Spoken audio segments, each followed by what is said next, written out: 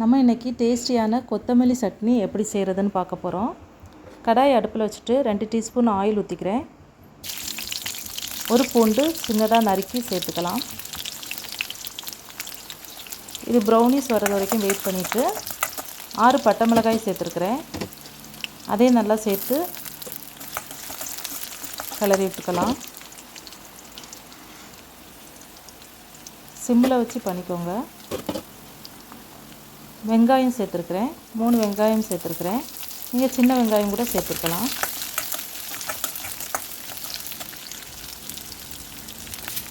Salt தேவையான அளவு 1/4 teaspoon. நறுக்கி வச்சுருக்கிற தக்காளி, மல்லி இலை இதெல்லாம் சேர்த்து நம்ம வதக்கிக்கலாம்.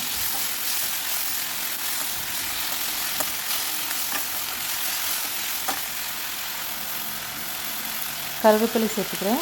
கொஞ்சமாக தேங்காய் சேர்த்துக்கிறேன்.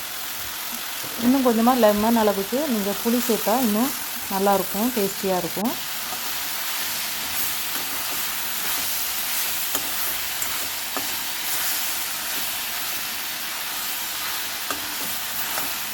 வெயிட் பண்ணி நல்லா கிளறி விட்டுக்கலாம். நல்லா வதக்குனா தான் நல்ல டேஸ்டியாக இருக்கும்.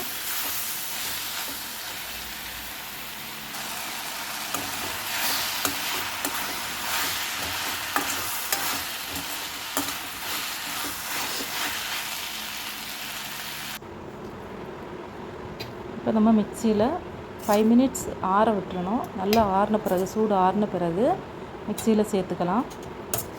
சேர்த்து நம்ம அரைக்க போகிறோம்.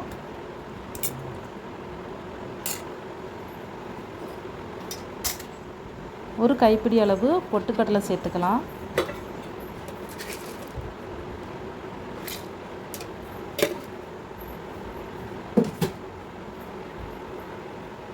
தேவைப்பட்டால் கொஞ்சம் சால்ட்டு சேர்த்துக்கலாம். இப்போ மிக்ஸி க்ளோஸ் பண்ணி நம்ம நல்லா அரைச்சி எடுத்துக்க போகிறோம்.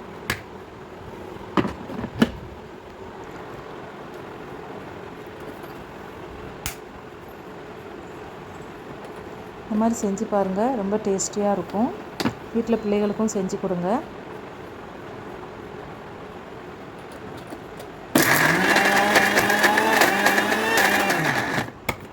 கொஞ்சமாக தண்ணி சேர்த்து அரைச்சிக்கலாம்.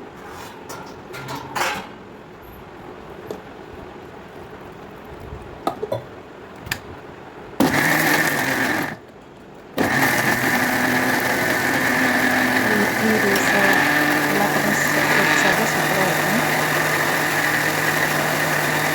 இந்த மாதிரி நல்லா அரைச்சி எடுத்துக்கோங்க. அரைச்சி எடுத்துட்டு ஒரு பாத்திரத்தில் மாற்றிட்டு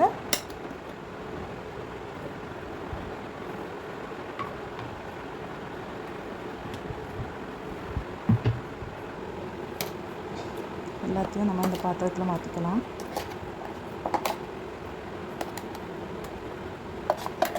நம்ம இப்போ தனியாக கடுகு தாளித்து ஊற்றிக்கலாம். இதுக்கு மேலே ஆயில் ஊற்றிக்கலாம். கடுகு பொரிஞ்ச உடனே ஒரு கைப்பிடி அளவு உளுந்தம்பருப்பு, கருவேப்பிலை சேர்த்து இதுக்கு கூட சேர்த்து நம்ம பரிமாறிக்கலாம். இந்த வீடியோ பிடிச்சிருந்தா லைக் பண்ணுங்கள், ஷேர் பண்ணுங்கள், சப்ஸ்கிரைப் பண்ணுங்கள்.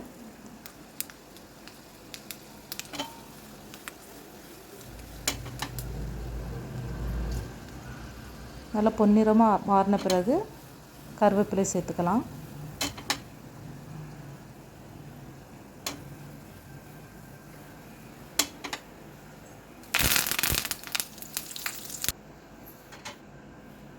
சேர்த்து இதில் ஊற்றிட்டு இப்போ நம்ம சர்வ் பண்ணிக்கலாம்.